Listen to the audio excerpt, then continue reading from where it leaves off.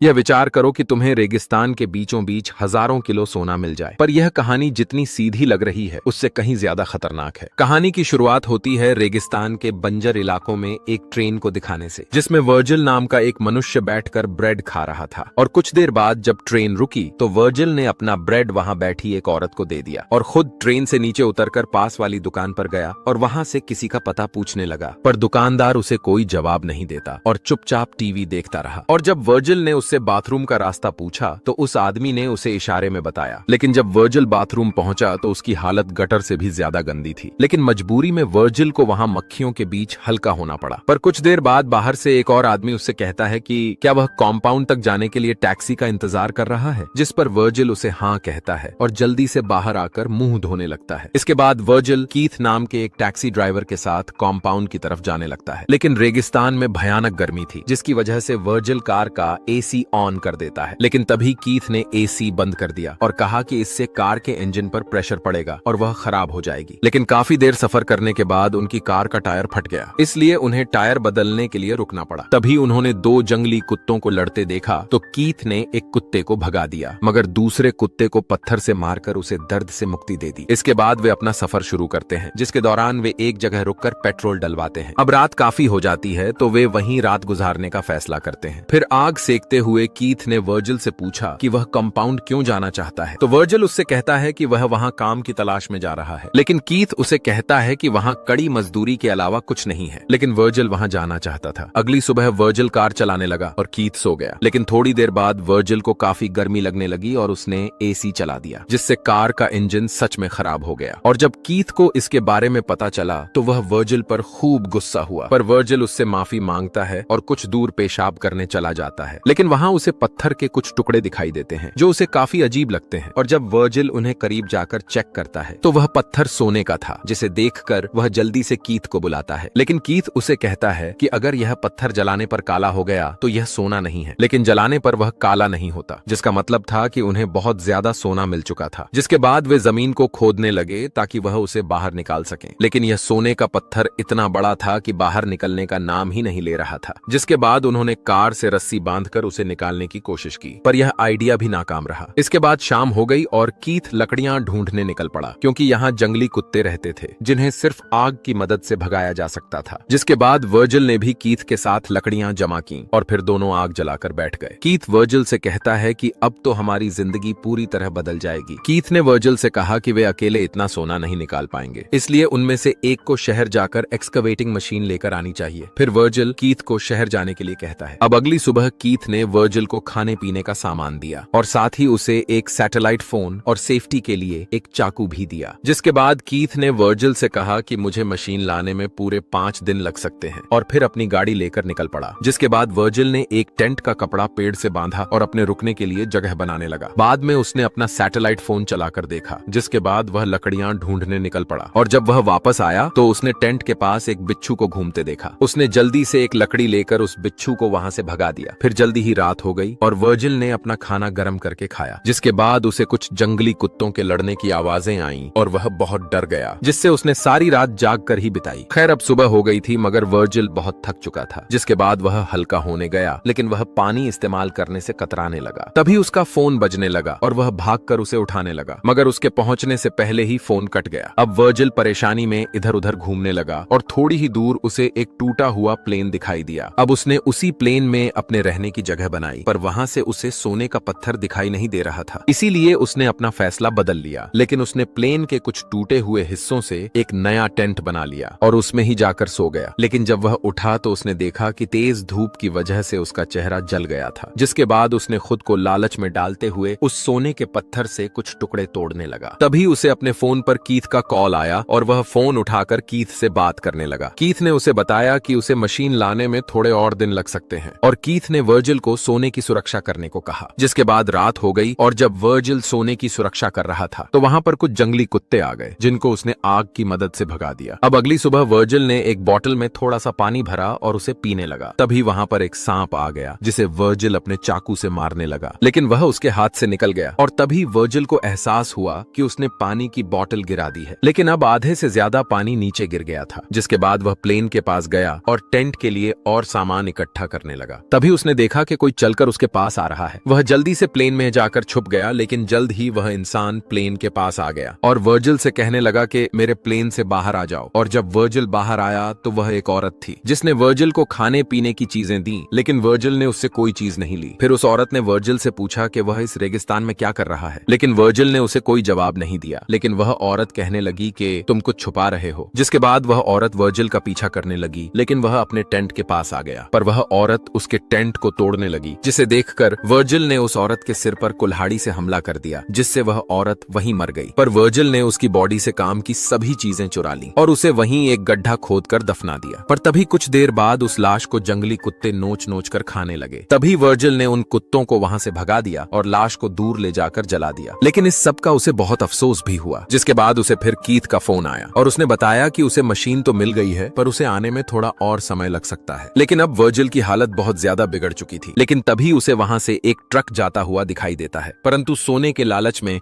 उसने कोई सहायता नहीं मांगी और वहीं बैठा रहा। जिसके बाद वह रात के लिए जब लकड़ियां इकट्ठा कर रहा था तो वहां पर रेत का तूफान आ गया, जिससे डर कर वह अपने टेंट की तरफ भागा। लेकिन वह तेज तूफान उसके टेंट का सामान भी अपने साथ उड़ाकर ले गया। अब वर्जिल अपनी जान बचाने के लिए इधर उधर भागा, जिस दौरान एक पेड़ की टहनी उसके पेट में जा लगी और जब उसकी आंख खुली तो वह पूरी तरह रेत में धंसा हुआ था। लेकिन अब भी उसके पेट में वह टहनी लगी हुई थी। पर अपने जख्म को बिना देखे वह सीधा सोने के पत्थर के पास गया और सोना देखकर उसकी जान में जान आई। इसके बाद वर्जिल ने अपने पेट से टहनी निकाली और अपने घाव पर बोतल का ढक्कन गर्म करके लगाया, जिससे उसे बहुत दर्द हुआ और वह वहीं बेहोश हो गया। और बाद में जब उसकी आंख खुली तो एक औरत उस पर तीर कमान लेकर खड़ी थी। लेकिन वर्जिल को वह औरत वही दिखाई देने लगी जिसे उसने मारा था। खैर, उस औरत ने उसे पानी पिलाया और वहां से चली गई और थोड़ी ही देर बाद वह औरत उसे कहीं दिखाई नहीं दी। जिसके बाद उसका फोन फिर बजा और वर्जिल ने कीथ को उस औरत के बारे में बताया। तब कीथ ने उसे उस औरत को मार देने के लिए कहा। इसके बाद वह औरत फिर से वर्जिल के पास आई और उसकी मदद करने लगी। लेकिन वर्जिल ने उस औरत को दूर जाने को कहा। लेकिन उस औरत ने कहा, क्या तुमने मेरी बहन को देखा है? पर वर्जिल ने उसका कोई जवाब नहीं दिया। लेकिन अब वह दर्द की वजह से फिर से बेहोश हो गया और जब उसकी आंख खुली तो वह चारों ओर से कुत्तों से घिरा हुआ था। उसने जल्दी से कीथ को फोन किया और उसे जल्दी से आने को कहा। लेकिन तभी हमें पता चलता है कि कीथ तो कुछ दूर बैठकर उसकी मौत का तमाशा देख रहा था और अब वर्जिल को जंगली कुत्ते नोच नोच कर खाने लगते हैं। लेकिन वर्जिल आखिर तक सोने को ही देखता रहा और जब वह मर गया तो कीथ मशीन लेकर वहां पहुंचा और जैसे ही वह सोने की तरफ बढ़ा, एक तीर सीधे आकर उसके सीने में लग गया और वर्जिल के साथ उसकी भी मौत हो गई। और इसी के साथ यह मूवी यहीं पर खत्म हो जाती है। तो इन दोनों के साथ सही हुआ या गलत, इस पर आपकी क्या राय है? और यदि आपको यह वीडियो अच्छी लगी हो तो इसे लाइक कर दीजिए, चैनल को भी सब्सक्राइब कर लीजिए और कमेंट में इस फिल्म के लिए एक प्यारा सा संदेश जरूर लिखिए।